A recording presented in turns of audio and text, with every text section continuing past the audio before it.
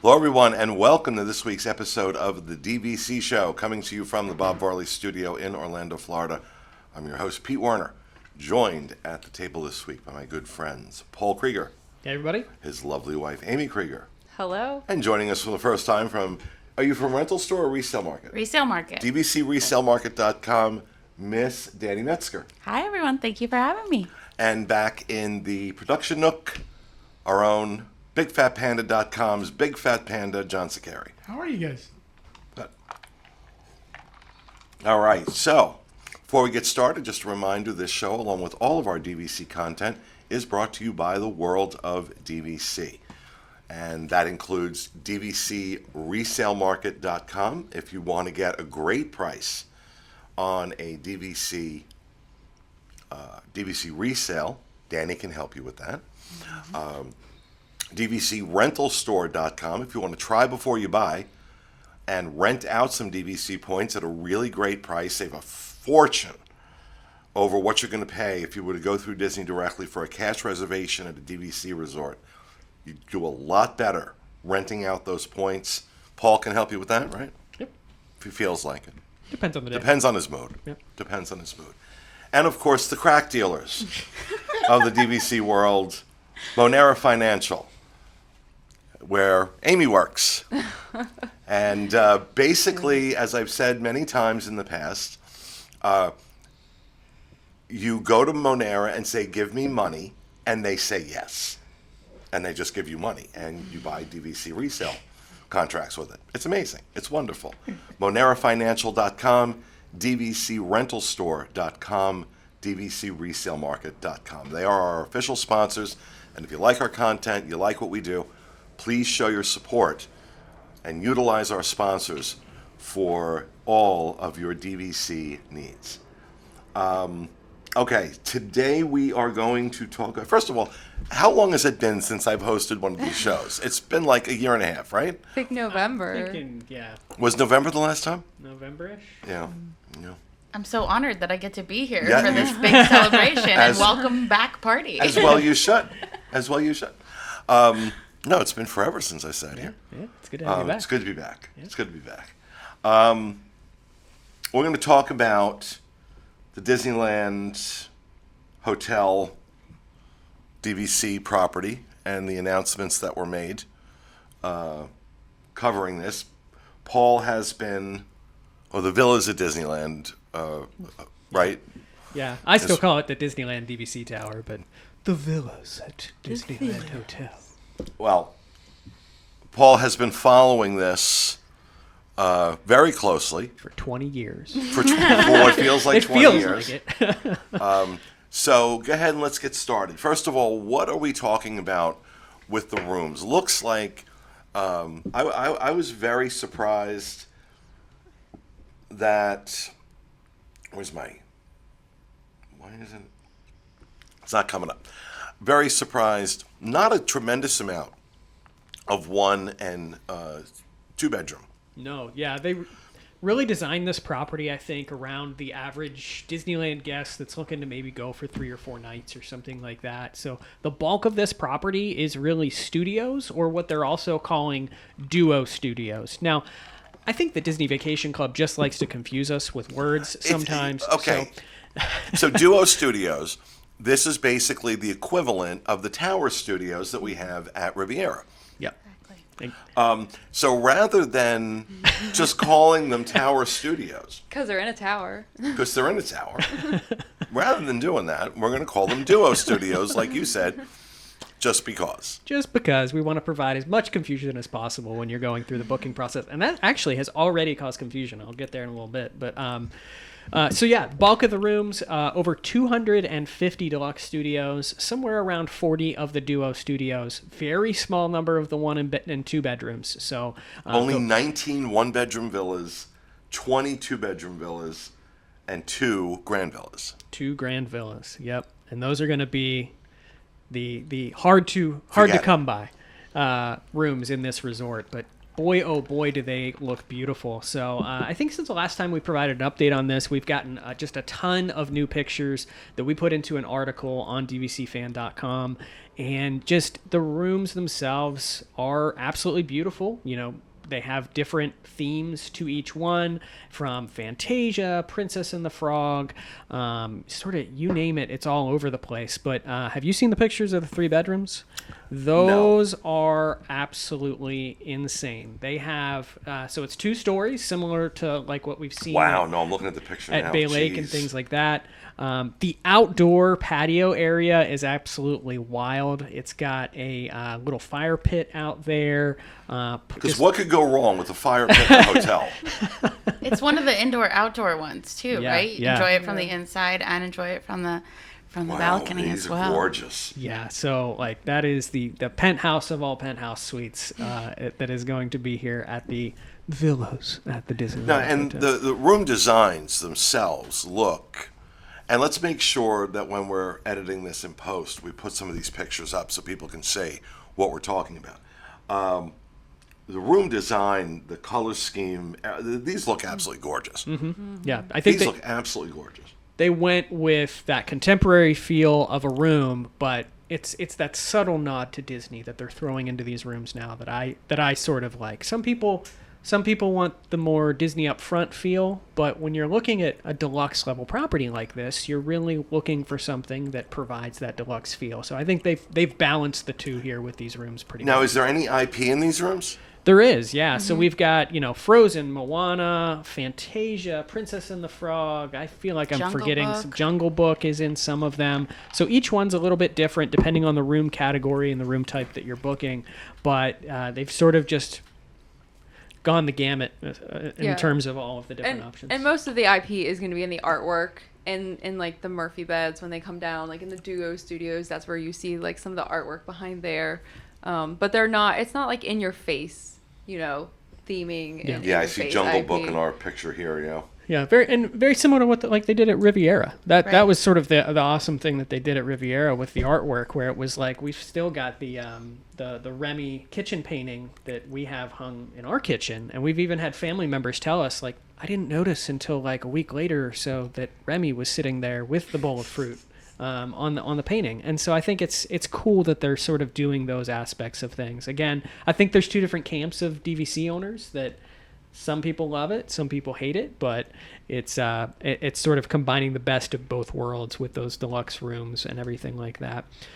The real interesting thing that I think came out of the most recent news that we received was we did finally pinpoint what are the room types going to be of these booking categories. So we've got 3 room types, and I'm going to go in order of lowest price or lowest point cost. We don't have point charts just yet, but what we assume to be lowest price, lowest point cost to the most. First is our standard view. So if you're looking for streets, parking lots, cars, that kind of stuff, that's going to be your standard view. It also says it features views of gardens. I don't know what that area, it's probably going to be a garden with like a trash shack next Like to a it. or side something. view of a garden. Like Yeah. you have to look around the corner to actually see the garden. First of all, in Disney talk, anything that is grass is a garden. Touche. Like it is. And like if you look at the boardwalk garden view, anything that's grass Grass is, or weeds. It's considered a garden view, Yeah. you know. But don't get that confused with what we'll say later here. So then you've got preferred view, which is going to be the pool area, which again, I love that we're calling a view of a pool and people swimming in a pool preferred view these days. For me, it just doesn't do it. It goes back to the same Riviera debate where I would more rather stay standard view at Riviera because I'm watching fireworks versus staying preferred view where I'm watching a kid's splash pad and Caribbean Beach. I feel like it's a little bit backwards. But the incredibly weird thing is Garden View is actually going to be probably the most expensive category at the Disneyland Tower. And that is because they have what they're calling these garden pods that are right out next to the pool area. And these rooms, very small number of the rooms are going to be these Garden View rooms, but they are going to be the only rooms that really feature in the studio and duo studio category balconies. So the Right. rest of the resort, not going to have balconies. 1 and 2 bedrooms and the Grand Villas are. But those garden view. Yeah, it reminds me of it. The building looks like one of the garden wing buildings of the Contemporary. So it's like 2 stories in height. It looks a lot like it, like in shape. And so it's kind of like you got, you know, when you look at the Contemporary, you got like the main feature, which is the A-frame. And then you've got this garden wing that, I don't know, usually nobody really wants, you know, that doesn't choose that as their first. They usually pick it because it's lower cost. But here it's kind of flipped, right? Because these, you know, the cost-wise, when we called to get pricing for the opening day, those were more expensive, probably because of the balcony. But, you know, it's like 50-50 shot. You're either going to be in a balcony or you're going to be, you know, in a patio on ground level. In some cases, level with the pole. You're like basically on the pole deck, because if you look at the artwork, it looks like, you know, some of those balconies are like right by like all the other chairs for the pole. So I don't know if I would like that category or not, if the balcony's worth it. I think as members, that's something we need to kind of get out of our heads, because we're so used to having balconies in our rooms all the time. And so this is going to be that one resort that you really need to think when you're booking that room. If that's something that's important to you, you know, make sure that you choose that garden view room, because you're not going to have a balcony in every room here. Yeah. Now, I know that they're already doing cash bookings. When do they start selling this? Like, you know, selling the contracts? That is honestly the $1 million question. And, you know, we're filming this, I think, on a Thursday. It could change between now and next Monday when this goes up as to what we know. We don't have an answer to that question right now. What it sounds like is that they're still going through sort of a lot of the legislative parts of this, the regulatory process of getting this timeshare approved in all jurisdictions and things like that. I have to imagine, I don't know from like a guide standpoint, but a lot of these guides that are in Florida probably have to get a California license or get like reciprocity between both states. Yes and no. If they're staying on property, they can sell to them. But if they are calling from home, yes, they do have to have a California license. So a lot of them have a lot of friends over there, and they are working on getting their license right now. So yeah, it's a big process. Yeah. So I think all of those reasons, they're sort of, this is taking a little bit longer than they thought, which is why they sort of said, hey, let's just release cash bookings. Honestly, and I know people are going to hate to hear this, I don't think we see this now until maybe another couple months or so in terms of on sale and getting point charts and things like that. And I have to actually wonder whether or not they're going to let people book with points until early 2024 at this point, just based off the success that I think they saw with the cash sales. They saw a tremendous amount of people call in. Basically, it broke the phone lines that first day.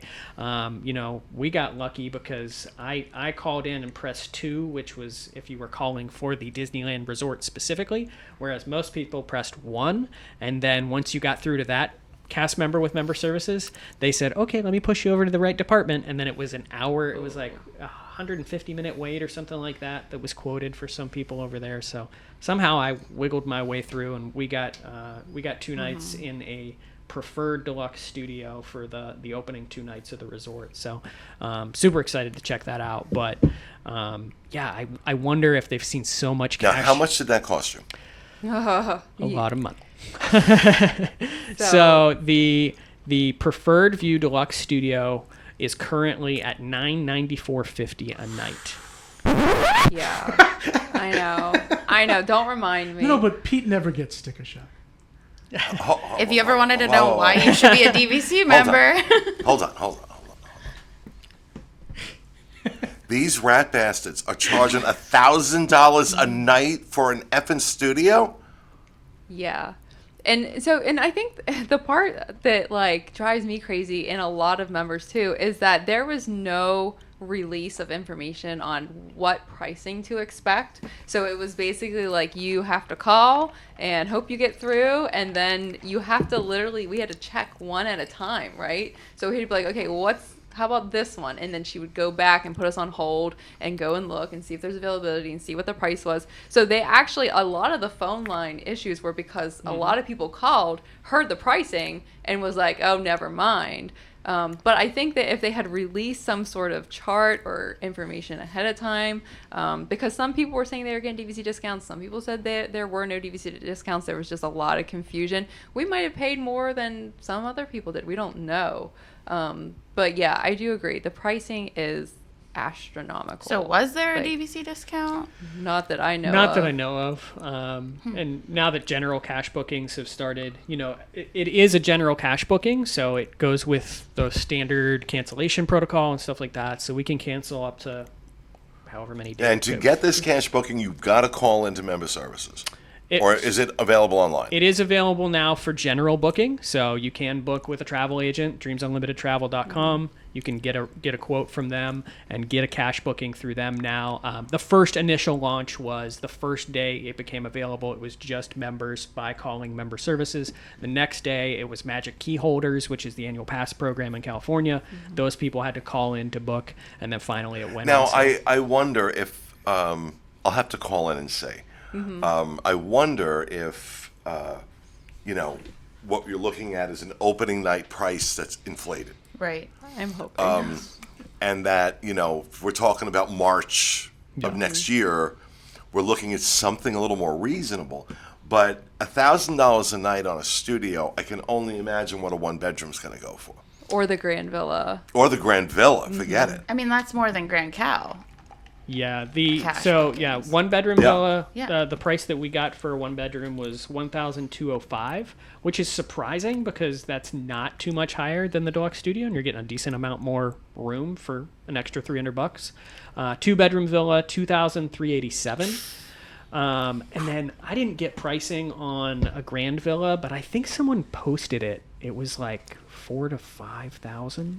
Yeah, and I kept seeing people say that the Grand Villas were still available for opening night, which means that most people would probably get that price, and was like, never mind. Oh, yeah. So even though I think once points are in play, it's going to start selling out, I think for the cash time, it's just way above what most people are willing to pay. I will fully admit that I'm completely insane for paying that price, but I have to be there. Have to be. FOMO. FOMO. Gotta be there. Gotta see it.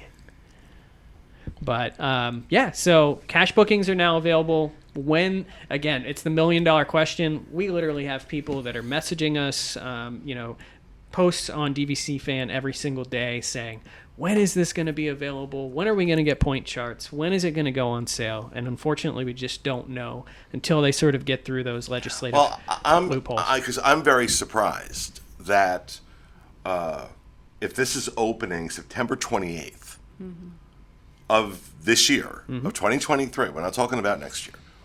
It's opening September 28th. They're still not selling it.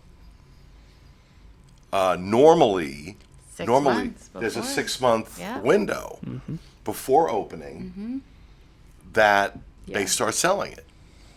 So maybe they hit, like you said, some kind of legislative snag. Yeah, because we have to remember everything in California is a little bit more difficult and takes Yep. a little bit more No. time. There's a lot of laws, a lot of rules that they People's have to Republic follow. of California. Yeah.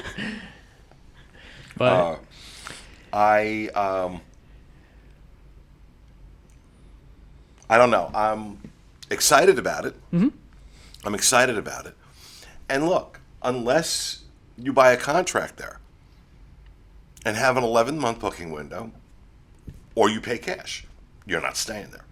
Don't think for a second that your points are going to work here. And just a reminder, this is a new DVC resort, so only points purchased directly through Disney are going to be able to be used at this resort. It's like same as Riviera. You can't use your resale points to stay here. But I don't know. yeah, it's gonna be fun. For us, I think it goes back to why we bought Grand Cal when we bought Grand Cal. Is that we still like the allure of the Grand Californian. It's a smaller property. It has charm to it and stuff like that. Not that this doesn't, but those are the real reasons why we ended up buying there rather than waiting for the Disneyland Guaranteed hotel. a balcony. Guaranteed a Closer balcony. proximity. Yeah, I mean, you want to talk about problems booking, these garden view or garden rooms, those are going to go like hotcakes at the 11-month window. And for anyone that is out there currently that does have points that are eligible to book across all properties. So again, as Pete said, it's sort of going to be that same as Riviera standards right now. We assume that it's going to have the same sort of resale restriction.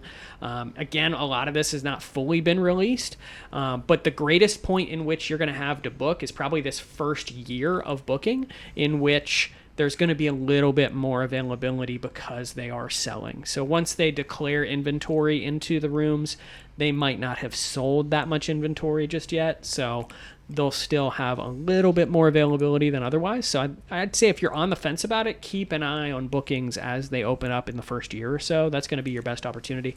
But to your point, once this sells out, it's gonna be like the Grand Cal. It's gonna be like those other properties. You know, to my surprise, the price per point that they're announcing is what, two? We don't have a full answer. Estimate is probably going to come in somewhere around 227, which is 225. Yeah, so it's looking at potentially going to be about a $10 per point jump from where they're sitting right now. Granted, that's before any incentives or anything like that. So it's coming in. You could go back across I think 10 of our shows or something like that where we've made predictions on all of this. I think originally we were predicting somewhere like 250, 275. I think I predicted over 3. we were because I've been thinking it was going to be over 3. Well, it depends on also how long they wait. I mean, if there's 2 more price increases by that time, then who knows, Could. Anybody at the table planning to buy in there? No, that ship sailed for us. And you know what else? I wonder, looking at the inventory, there's only, 19 one-bedroom. There's only 22 bedrooms. If you have a family of 5 or more, a studio is not going to work for you because they only sleep 4. Right. So you're stuck with smaller inventory, and I wonder if that's going to deter some people from purchasing. No, this is going to be a resort where the 11-month window is going to be critical. With a small number of one to 2 bedroom units. Yeah. But Amy, you're absolutely right. I mean, people need that extra bed. I mean, that is huge for a lot of families that have 5 people in their family, or, just want that extra room. That extra bed is huge. It makes or breaks it for a lot of families. Now, how long do you think I'll ask you this, Danny. How long do you think before we see resale contracts? Well, I think also that will depend on the restrictions as well, right? They haven't announced that, so we're crossing our fingers, but I don't know. We saw our first Riviera resale contract before Riviera opened, but they were obviously selling it first, so this is a different situation. You always hate to talk about it, but obviously something real bad probably had to happen with one of those early buyers or something like that.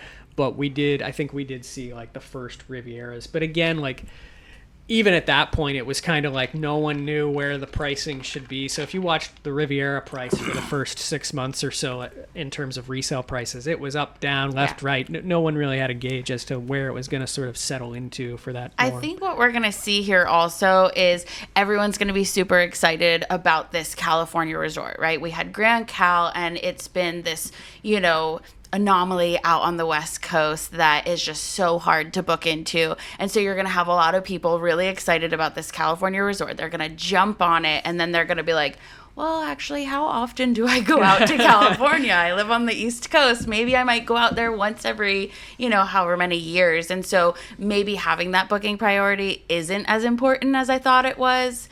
And I'm not going to lie. I got super excited about it. I'm like, yeah, I'm going to buy in there. And I'm like, I've been to Disneyland California once. I just went there actually for the first time last year. So really, how often am I going to use that? It's going to be, much more to my advantage to buy something over here at Walt Disney World. So I think maybe we might see some sales from that. And I haven't been recently, but generally speaking, I'm out there quite a bit. And I had considered buying in on this when it comes up for sale. Now, it remains to be seen. I may still do that. As of right now, I look at the number of points I have, And I'm like, I'm good. I'm good. As it is, I'm struggling to do something with these points. And I really should just start renting them out. That's an option. Is probably what I should do. Yeah, but I think that's going to be the thought process for everybody, you know, like that initial excitement. And then it's like, okay, let's just take a step back for a second. How much am I going to really use this? We did that. We bought Grand Cal. Mm-hmm. We were like just there, like right around when we closed. And then we were like, oh crap, we have points that we got to use them or we're going to end up losing them. And so we ended up renting a Grand Cal reservation out through Rental Store just because we were like, there's no way we can make it back between now and then, you know what I mean? And now we got a cash booking at Disneyland Tower, so now I'm like, are we going to use our next Grand Cal points? So yeah, I love having, you know, points there. And then the other thing about Disneyland is you don't need as many points because you don't need as many days. That's You know true. what I mean? You don't typically go out for like a week or so. Some might, but like for us, you know, like 4 nights or so is usually pretty good for a Disneyland trip. You go out for a while longer, don't you? I'm usually out there when I'm out there, I'm usually out there for a while. I feel like the point charts may say something different when we get there. I think these point charts will probably be inflated from Riviera standards, most likely. And that's going to be some hefty point charts. And let's not forget, I think Riviera is a great comparison for this resort. 300 rooms. This is going to be on par with the size of Riviera in terms of the number of points available and the number of points that are going to be able to be sold for this resort. And I think that's going to be very telling in terms of its sales. There's a lot of people that are like, this is going to sell out. I saw some person write that some salesperson at a kiosk said that they never even thought it was going to get to general sales or something like that. And first off, don't put a grain of salt into any of those rumors or anything like that. But I think that most people will be surprised with how long this is on sale. I think this will be on sale for a lot longer than a lot of people think. Really? For all of these reasons that you guys are I do. saying. Yeah. In terms of, you know, people reconsidering it. And also when you look at the market, how are you going to, I don't know if you were selling when Grand Cal was selling at all. I or wasn't there yet. Yeah, but in terms of like, you know, you look back historically, Grand Cal struggled with its sales. And I have to imagine if I was a sales guide out here in Florida, that's going to be a tough sell to really sell someone on Disneyland if they're just here for their family Walt Disney World trip that they do every year. How are you going to sell someone on a Disney Vacation Club property that's out in California?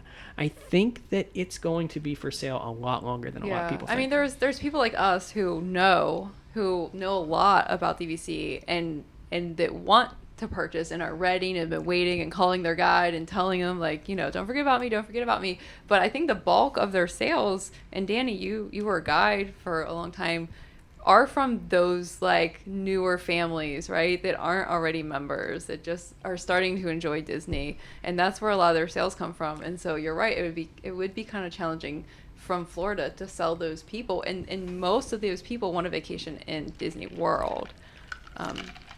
I mean, look, with every resort, you're always going to have that initial like excitement. I mean, I can't tell you when Riviera was announced, you know, and we were selling Copper Creek at the time was live, and, you know, we knew Riviera was going to be the next property. Everyone was like, oh, I'm going to wait for Riviera. You know, I want this new resort. Then Riviera came out and they're like, it's pretty expensive. I don't like the resale restrictions. I think I'm going to go with Copper Creek or Saratoga even, you know. And so you always have that with every resort. And then now we're talking about this resort that's on the complete opposite side of the country. So you're going to have, you know, those different objections that you're going to face as well. Al, I also, you know, we've talked about this a lot. How these will appreciate over time. Take a look at what happened with Grand Californian. Mm-hmm. Grand Californian introduced at what, $70 some odd a point? Yeah. And now your average contract, $269, $247, $246, you know, you're talking about $250 a point now. I think the same thing is going to happen here. Now, I'm not a financial advisor. I am Disclaimer. just sharing, and this is a disclaimer, I'm just sharing my opinion. I could be completely full of crap and not know what I'm talking about. But my personal opinion is that these are going to appreciate in value rapidly. Yeah. Now, whether or not they will see the same type of growth that Grand Californian did, I doubt. You know, introducing at 70 some odd dollars a point versus $240 a point is a very different story. It's a very different story. Yep. I don't think these are going to go up to $500-$600 Right. a point. But I think they will appreciate quickly, and I think it will sell out faster than what you're saying. I think it will sell out faster. You got to remember the Southern California audience. It's not about the East Coast here. It's not about the East Coast. Because, look, Alani is still for sale. Okay? Alani is still for sale because people from the East Coast do not want to take that trip. Yep. Right. Okay? And you have a lot of people that own at Alani that are from the West Coast. Now, I own at Alani because I got an incredible deal on those points. There is a part of me tempted to buy in, but I don't think I can. I can't spend the points I have now. I think we should all take bets on whether or not Pete is going to buy. And and when it opens, like that is usually like some of the lowest pricing. You will see in a really long time until it starts like going down in the years that are left. And we saw that with Grand Floridian, Direct, and a lot of others. So maybe it is worth buying and then selling later down the road when it makes more money. But Or just buy Grand Cal. I'm also so- not a financial advisor. Yeah. Or just buy Grand Cal so you don't have the restrictions.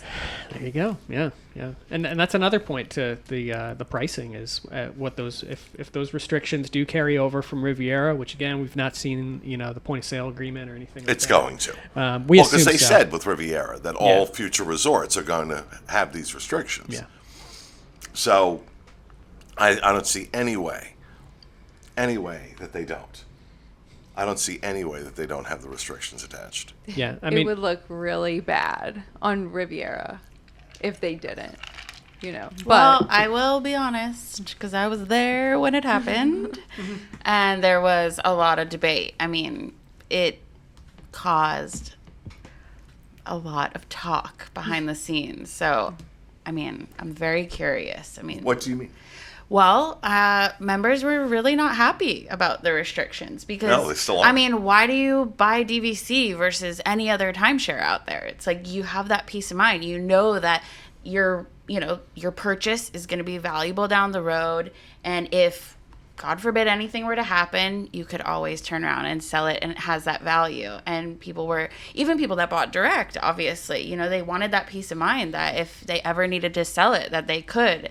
And we didn't know what was going to happen with the resale value. And so there was a lot of talk behind the scenes going back and forth of whether or not that was a good idea. So I am very intrigued to see what happens because Yeah. there has not been any announcement yet. So yeah, and I have to in terms of the time that's passed between now and then. I mean, we've gone through a pandemic, we've gone through leadership changes at DVC and stuff like that, and I always have to wonder what DVC's objective is, and I think it's budget to budget. I think it's how do we get to the next point in terms of and we're going to be talking about that on an upcoming show in terms of where prices are headed and stuff like that, and recent sales trends and stuff like that.